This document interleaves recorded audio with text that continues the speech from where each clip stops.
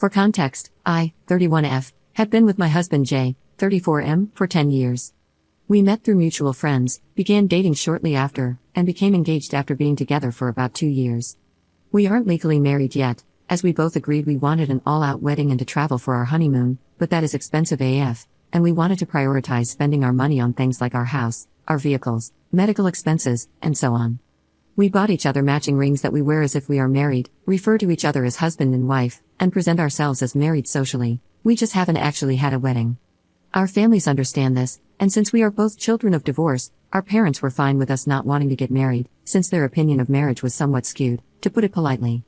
Most of our friends also don't comment on our lack of being officially married, as they either don't care, agree with our logic that there are more important things to spend money on, or are the sort of people who think the point of a legal marriage isn't as necessary as it has been in the past. Then there's Trisha, 28F. I met Trisha through an old job, and we got along really well. We enjoyed the same music, food, and had similar opinions on things like movies, books, and clothes. Trisha is a lovely person, and I genuinely enjoy her friendship, but she occasionally goes through these odd phases where she analyzes the behavior of the men in our social circle. She will present her theories to us ladies based on things like social media posts, odd behavior she says she noticed during group barbecues or beach trips, and so on. While I have no problem calling out potential crappy behavior in a friend, the things she deems suspicious don't really hold water in my opinion. For example, she's never quite let go of considering one of our male friends to be in the closet, and her evidence is that he's a bit of a perpetual bachelor. According to him, his bachelor status is because he's holding out for a girl who doesn't mind his transient lifestyle as a man who has to travel a lot for work, and would want to join him rather than wait around at home. But according to Trisha, he must be having countless encounters with other males across the country and refuses to tell us, even though many of our friends in our friend group are not straight, and are open about their orientation, and even bring their partners to social events. Then there's my sweet Jay. Jay has never been a very physically affectionate person, and he is likely on the spectrum but isn't interested in having a formal diagnosis. He took the Radxar about 4 years ago when he was seeking treatment for chronic migraines, and the results strongly suggested that he may be on the spectrum. Once he got those results back, he sort of got over the idea of wanting answers for some of his mental health questions, preferring to just go to therapy and work on finding a good treatment for his migraines. According to him, the Radxar was good enough to solve the mystery and provided some closure for him. I didn't press the issue, as the idea of getting on his case about a diagnosis he didn't feel he needed seemed unnecessarily harsh to me. On top of that, Jay loves fishing. When you put these two facts together, hopefully a picture gets painted for you, but I'll clarify it anyway. He knows all about the different types of aquatic environments in our area where you can legally fish, when all the different spawning seasons are, what every species eats, how they hunt, and he can even tell what sort of fish is on his hook based on how it feels when he's pulling them in. He can look at a body of water and instantly tell you if fishing will be good that day, and he has never been wrong. It's like living with a fish-based psychic. Since I am an avid lover of seafood, his fishing in pursuit of fish-centric knowledge has only been a boon to me. I can express interest in wanting a fish dinner on Monday morning, and that night, he will bring home and cook up enough fish for us to eat like royalty. He's even excited to catch fish to make into fertilizer for my new rose bushes, since he feels confident he will be able to pull up the perfect food for my new roses. The suspicious activity, according to Trisha, is that he often goes on spur-of-the-moment fishing trips by himself, and can sometimes be gone for hours. He will randomly stand up, say something like, "All right, 'tis fishin' time," and give me a kiss before he hits the road. While I would ordinarily agree that something like that could be suspicious, I know factually that Jay isn't cheating, as he always sends me countless pictures and videos while he's on these trips, as well as calling me on the phone when he's particularly excited about a good catch, how he's trying to get uniquely sneaky fish, a cool bird he saw, things like that. Even if he's gone for 10 hours, my phone will be blowing up for all 10 of those hours with pictures of his sunshine smile next to a fish, or videos of him cheering as he shows me what he's caught on that trip.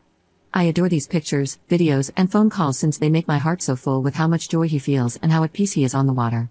I would join him more often, but I usually stay home since it wouldn't be fair to our dogs if both of us left for undefined amounts of time on a whim. Instead, I find my peace in watching through his eyes, and when he comes home, I'm always happy to get the play-by-play of how the trip went while Jay prepares the fish for us to eat. We even have a game now where he quizzes me on what types of fish he caught, and if I win, I get a big hug. None of this is good enough for Trisha. For years now, she has had her suspicions about Jay, but I've always brushed them off as I'm secure in my relationship and trust Jay implicitly.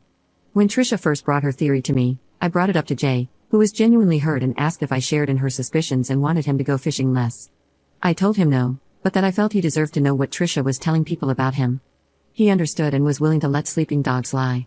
Over the years, as Jay and I kept on keeping on, Unmarried and in fishy bliss, Trisha became more and more adamant that not only was Jay cheating, but that the reason we weren't married is that he convinced me to wait for an expensive wedding and he would rather continue cheating during fake fishing trips.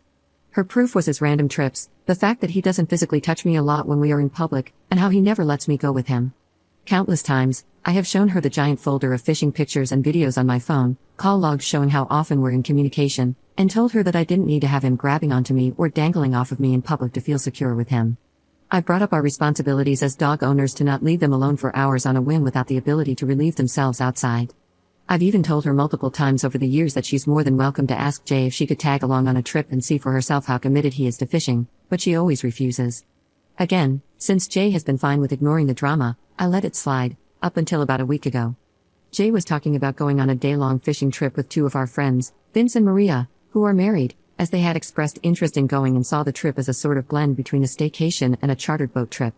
Trisha spoke privately with me, saying that I must be happy that Maria is going, since she will be able to ensure that not only Jay can't cheat on me, but also that Vince can't cover for him if he tries to. I'd finally had enough, as now she was dragging poor Vince into this and slandering his character, when all Vince had done is agree to a day trip with an old friend.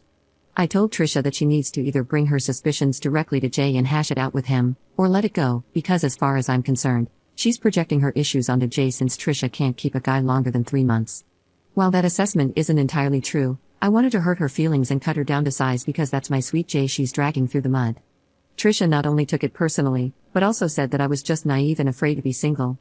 I told Trisha that she was projecting again since she's a serial dater who scares men off with her wannabe Sherlock Holmes nonsense, and she just can't fathom a man with a real hobby because she only goes after half-baked fake gym bros more interested in their own pecs than what she's got going on and wannabe finance brothers who blow their entire paychecks on crypto. She stopped talking to me after that and hasn't reached out to me since. Granted, I haven't reached out to her either, but I'm mad at her because she was rude. Our friend group doesn't really give this entire situation much weight, saying stuff like, "That's just how she is," or, "What did you expect?" or, "We know Jay isn't cheating, but he's an exception to the rule, and maybe Trisha just doesn't see that."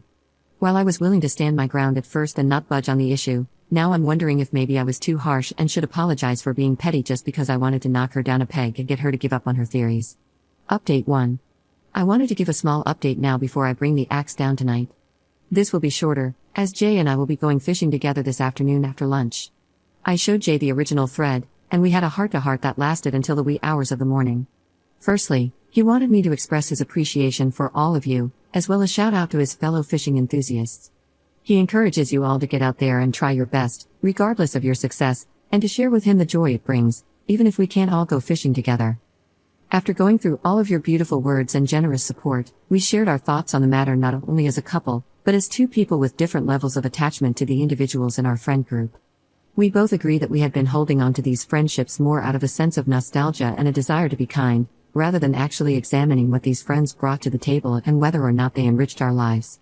We had been distracted by a desire for community and old bonds, sacrificing our comfort and respect not only for ourselves but also for our choice to be together and have a dynamic that some may not view as normal or valid in some capacities. While Jay and I have different views on what certain friends mean to us, we agree that enough is enough, and it's time to not only establish boundaries but also to not give an inch to those who have caused us to come to this, Trisha especially. That said, Jay is a good man, a strong, whip-smart, generous man, and reading the feedback you all provided made me realize something. I'm freaking angry. I allowed a venomous waste of air around my sweet Jay.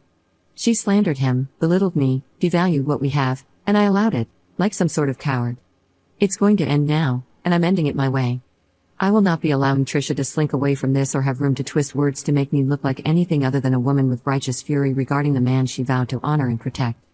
I'm sorry to report I will not be taking the high road, nor will I be handling this with tact and decorum. I'm blowing this biatch's social life sky frickin' high, along with anybody who sides with her. Scorched earth, no prisoners, blood for the blood god. Update 2.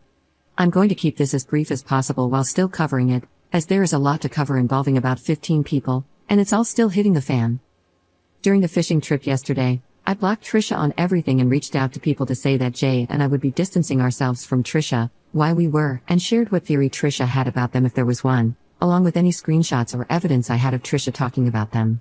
I also asked a few friends who might know if Trisha might be interested in Jay, as some people pointed out that might have been a motivation for her to get between us. Here's what's been dug up so far. Matt, the friend Trisha alleged was a secret man lover, confirmed, again, that he is completely straight.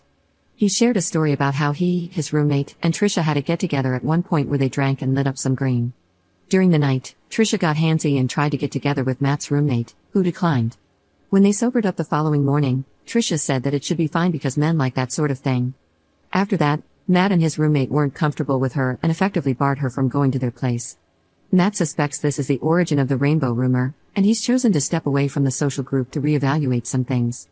I didn't want to press him, so I left it there. Vince and Maria have gone dark.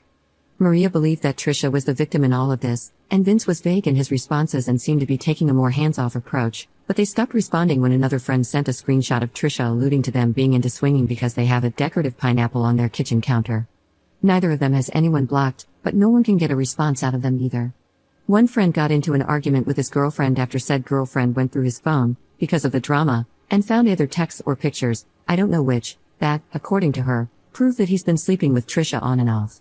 I heard this from his brother, who reached out after the girlfriend left a voicemail saying she's kicking the friend out, and the brother wanted to know what was going on. I'm not sure exactly what's happening there, as that friend has also gone dark, and none of us know the girlfriend very well or have her phone number. One friend came clean about her struggles with prescription pain meds after her mother lost her battle with cancer, because Trisha had been trying to blackmail her into getting dirt on Matt, Jay, and Vince, and was using the substance abuse as leverage. Admittedly, a lot of my attention got diverted after this came to light, because that's a much bigger problem than my beef with Trisha. We are still working on creating a good way for people to be a support system for her moving forward, and that will be what we as a group will focus on from here on out. An old friend of Jay's dropped a nuke by revealing that Trisha tried blowing him in the bathroom during a Friendsgiving dinner we had last year, only to turn around and try to blow a different guy in the bathroom after Chris turned her down. Jay, some other friends, and I created a new Discord server for all of the friends coming out of this drama against Trisha, and so far, it's just been a lot of comparing dates, texts, and Discord DMs, but it looks like Trisha has been trying to either sleep with or break up every guy in the friend group, as well as either get rid of or get leverage on every girlfriend in the group. Either way, we have bigger fish to fry now. It's time to put this all behind us and help our friend who really needs it. Thank you all for your kind words and helpful advice, even the harsh stuff.